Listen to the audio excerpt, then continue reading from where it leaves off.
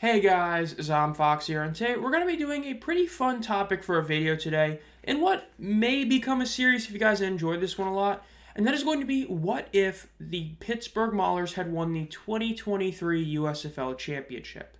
Now, this is really the biggest what if I can think of when it comes to heading into the UFL and the merger between the USFL and XFL, as the Maulers winning the championship could have legitimately changed a lot about what ended up happening with the UFL in their first 2024 season.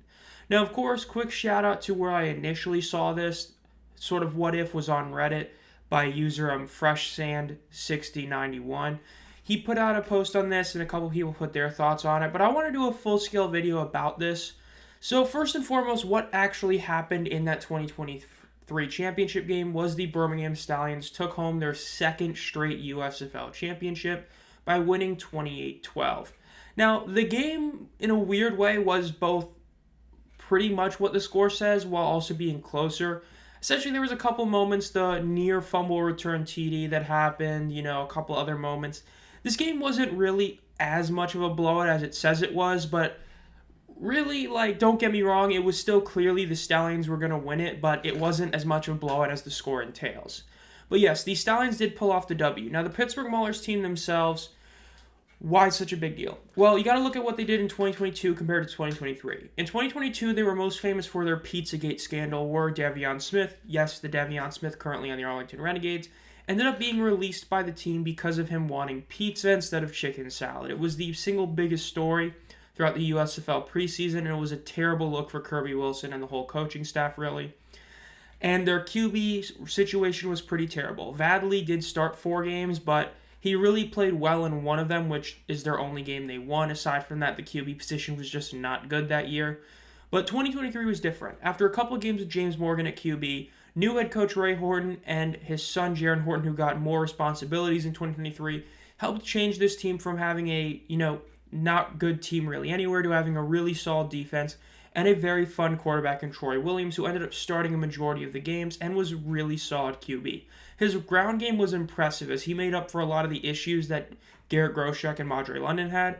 And as I always like to say, the 2023 Pittsburgh Maulers were everybody's second favorite team in the USFL. The story of the father and son coaching duo, the story of their quarterback going from 4 just really not great QBs to having a legit starter in Troy Williams, their defense being a great unit, all things considered. It was a really fun team, and there's a legit question about what would have happened if they had won the 2023 USFL Championship. Now, we know that the UFL's 8 teams, of course, were the Stallions, Showboats, Panthers, Roughnecks, Renegades, Battlehawks, Brahmas, and Defenders. But also, the Roughnecks were really the Gamblers. Despite what they're trying to do, even though they're pretty much making it like the Roughnecks are the Roughnecks, they really were the Gamblers rebranded to the Roughnecks, a move that basically pissed off everybody, considering the fact that Roughnecks fans were pissed they lost all their players and coaches. Gamblers fans were pissed that they lost their team's identity, and everybody in Houston was upset that they had to move the Rice Stadium. Now, of course, this is not the case this upcoming season. They're going to be back at TDECU, but it was a bad move. But if the Maulers had won the 2023 USFL Championship game, I think the first thing to note is that they would have been replaced by the Maulers. The Roughnecks would not make it into this merged league. That is the first thing. And the second thing is that the Maulers would have been officially moved, quote unquote, since they never played in Pittsburgh, to be the Canton Maulers. So let's just explain this in a very quick way, okay? It was forced to be a 4-4 merger, whether it was because of the higher-ups or because of the PA, depending what you want to believe what we've heard. The fact is it ended up being a 4-4 merger, 4 teams from each league. It is very obvious the 4 teams in the XFL would not have changed. The DC Defenders had the rowdy fan base, the tradition, no way you're cutting them. The St. Louis Battlehawks, nothing needs to be said, they're not getting cut. The Arlington Renegades, they were the champion. They were also the team that was, and still is, technically the hub team of the whole league where everybody practices. Or, everybody back then, they changed a little bit. Point is, they weren't getting cut. Now, the Brahmas, as I've talked about before, they exist because of The Rock. The Rock is the Brahma Bull. That is why the Brahmas exist. Because, in theory, the Roughnecks should stay over the Brahmas, but again, because of the whole thing with The Rock, the Brahmas were going to stay no matter what. And because we have seen in the past San Antonio be an incredible market, whereas Houston's just been a great market, which granted, we haven't seen San Antonio match those great numbers aside from 1 week, 1 game in 2023, but there's still that potential. Now, as for the USFL Conference, under that Reddit post, people were saying the Panthers probably get cut. I don't think that's fully true. Look, the Panthers, Showboats, and Stallions, from the beginning of the merger period, were the 3 USFL teams that were just safe. They all had stadiums that were already in place. And I know the Panthers had, some different stuff with their deals and all that. The point is, those 3 teams were not going to be cut. Okay, you're not going to have a spring football league without the Panthers or the Stars. You got to have at least one of them, the 2 teams that won the original, USFL championships in the 80s. And the fact is the Panthers were a good team. They did finish 4-6, but, as a 4-6 team, they were still a really solid team. They weren't going to get cut. They were playing in Ford Field, which even now is still, as a stadium, arguably the best stadium the league has. Now, I say that not counting all the issues about, the stadium not fully, buying into the Panthers, not fully, accommodating them, having ticket sales issues. As a stadium, it is to most people the best stadium the UFL has. I know some would probably want to say the Alamo Dome or the Battle Dome, but most people would say Ford Field is the best. You're not getting rid of them. The Showboats had a stadium. You're not getting rid of them, and you're not getting rid of the Stallions. So the Roughnecks would be cut. Now, the reason I also say that it's wrong to suggest the Maulers wouldn't make this is because if you didn't have the team that just won a championship, the league would automatically lose a ton of credibility. So this merged league would have to have both former champions. Now, as for the Maulers moving to Canton, the reason for this is twofold. Number one, at least to everything we have heard, there has been no real leaks or anything that the USFL had ever really talked about Pittsburgh playing in Pittsburgh. Right, there was no real talks of either of the really small soccer stadium or the massive place where Pittsburgh or the Steelers play. So them playing in Pittsburgh, not going to happen. Now there was a move that, whether it's a rumor or more like people trying to make it into a rumor, a long-going theory was that the Generals or Maulers would have been eventually rebranded as the Canton team. That is because the USFL, to what everyone knows, has an incredible stadium deal with Tom Benson's Hall of Fame Stadium, which means that they would have gotten there insanely cheap, meaning that those high costs that existed for a Ford Field kind of get offset by Tom Benson's. Now, it's also known that, while I'm not going to sit here and say they had a ton of people, the Maulers games in Canton generally outdid the Generals home games. Everybody did see that, and in the championship game, there was definitely a ton of Maulers fans there. So if you're going to keep one team in Canton, you'd keep the Maulers. They were already doing better in terms of getting people in the stands, and now calling them the Canton, or you could just call them the Ohio Maulers, would garner more people to go there. So I feel like this would have been the case. Now, I will say that their attendance, I honestly think it'd be kind of hard to see them beating 7K average per game like Houston did, but at the same time, I would expect them to have sort of a Michigan Panthers sort of way with the attendance, where Mike Mitchell has said that even though the numbers aren't public, the 2024 Panthers did outsell or outdraw the 2023 Panthers. So in an argument way, you can say the Panthers are one of the most successful franchises this past year because their attendance actually went up from 2023, which I feel like would have been the case with the Maulers. While their number itself wouldn't have been that good at all, it still would have been an improvement over 2023, which is what the league needed to see, and now what the league's goal is for 2025. As I talked about in that Houston Roughnecks video that came out, depending when this video comes out, like a week or two ago, the biggest issue the UFL has now is that they're trying to increase all these attendance numbers. So you would have had 2 teams that went up instead of the Panthers. And I know the Battlehawks, I think, technically did a little bit. The point is, they would have been rebranded as the Canton team. They would have stayed there. Now, what I also think would happen, the last thing I would talk about here, is the overall standings. If the Maulers had made it to the UFL, I firmly believe that they would have gone 7-3 and overtaken the Panthers for that number 2 spot in the USFL Conference. The Panthers and the Maulers, in truth, in 2023, were very similar teams. They were built in very similar ways. They both had QBs at the end of the season who were these dual threat QBs.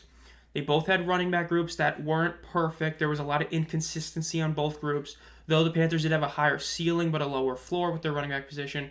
Both of them had some great receivers, and their defenses were the main reason their team was so good, right? And their linebackers, right? You had Keava Tizino, Reuben Foster for the Maulers. For the Panthers, you had the DPOY, Frank Gidna. So you had these very similar teams, but the Maulers were a better version of the Panthers in a way. They were a better team. That's why they beat them in that playoff game. Granted, there was the penalty that ended up helping the Maulers get that TD to send it to overtime. But I think, especially in hindsight, that Maulers team was definitely a little bit better than the Panthers.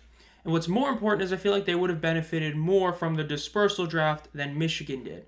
Now, naturally, this means a lot of things change. This means the Stallions no longer get a Kayava Tizino. The Roughnecks, who don't exist, naturally wouldn't have gotten Reuben Foster. A bunch of other players like that. So that's a big deal first and foremost, right? Troy Williams doesn't go to Memphis, so then what does Memphis do about the Case Cookus situation? Well, I think Memphis ends up going 0-10. Their only wins were against Houston, and considering the fact they never really came close against really any team, outside the first couple of weeks, I feel like they probably go 0-10. Having to play the Maulers as well, Maulers would have beaten them both times. Now, as for Michigan, I do think Michigan would end up splitting the series with Pittsburgh, but Pittsburgh overall would be basically the same as Michigan and would finish 7-3. Now, I think that they'd also probably split the series against the Stallions, so they'd finish at 7-3 because they'd lose one game to probably some XFL team, just like Michigan did, but they'd be splitting the series, which is why Birmingham would fall to 8-2. Now, I think that the reason that the Maulers would do better in the dispersal draft is there's a lot of holes that would have helped them more, right? They didn't need a number one receiver the same way Michigan did. Now, naturally, we saw Michigan end up getting that true number one receiver in 2024, but in terms of heading into the season, we expected that Corey Coleman would have been a huge add for them. Instead, it didn't happen because Coleman retired and all that. It still worked out for Michigan in a way, but Pittsburgh, I feel like, would have benefited more. They could have gotten some more help in the running back position. They could have gotten another receiver to complement, like Isaiah Henney and Bailey Gaither and all that. So I think that overall the Maulers would have benefited more. But I still think the Stallions would have finished as the best team in the conference, though I do think in this realm, the USFL conference would have outdone the XFL conference, but it would have been the exception that you had a team go 0-10. Right? It's like we talked about this season, right? The USFL finished the season with the two best teams in the UFL, but they also finished with the two worst teams in the UFL. In this regard, it would have been the three best teams, well, two of the best teams, then the Panthers probably would have been viewed as like the fourth or fifth best team in this case, and then an 0-10 team. So, yes, the USFL would have finished with a better record than the XFL conference. Instead of it being the XFL conference barely beat out the USFL would have beat out the XFL, but they would have had an 0-10 team, which is a bad optic. That's kind of how it would go. Because, again, the Panthers beat, every team in the XFL conference except the Brahmas, and then the Birmingham Stallions also beat every team in the XFL except the Brahmas. So this time you would have added a team and gotten rid of the Roughnecks, who, did beat Arlington but lost their other 3 games. So I think that would have been the case. Now, I'm not going to go farther than this. I think this is where it's up to you guys. Do you think that this Pittsburgh Maulers team, if they had made it to 2024, would have beaten the Stallions in a playoff game? Would they have been able to do what the Stallions did and absolutely dominate the Brahmas in the championship game? That's a legit question because the Stallions benefited a lot from Kayava Tizino being on their team, and in this case, he wouldn't be there. Now, would the Stallions have gotten somebody like Avonte Diggs instead of their linebacker position, or a linebacker from Houston? That's a big question. What ends up happening with Chris Odom? He was one of the very few defensive players on that Roughnecks team that actually lived up to this hype that he had. What if he goes to Pittsburgh and helps make their D-line even better? There's a lot of questions here, but overall, I think that'll pretty much do it for this.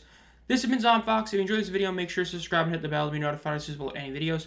Again, let me know down below 2 things. 1, do you like this idea of doing a what-if series? And 2, if you did, what's another what-if you'd want me to answer?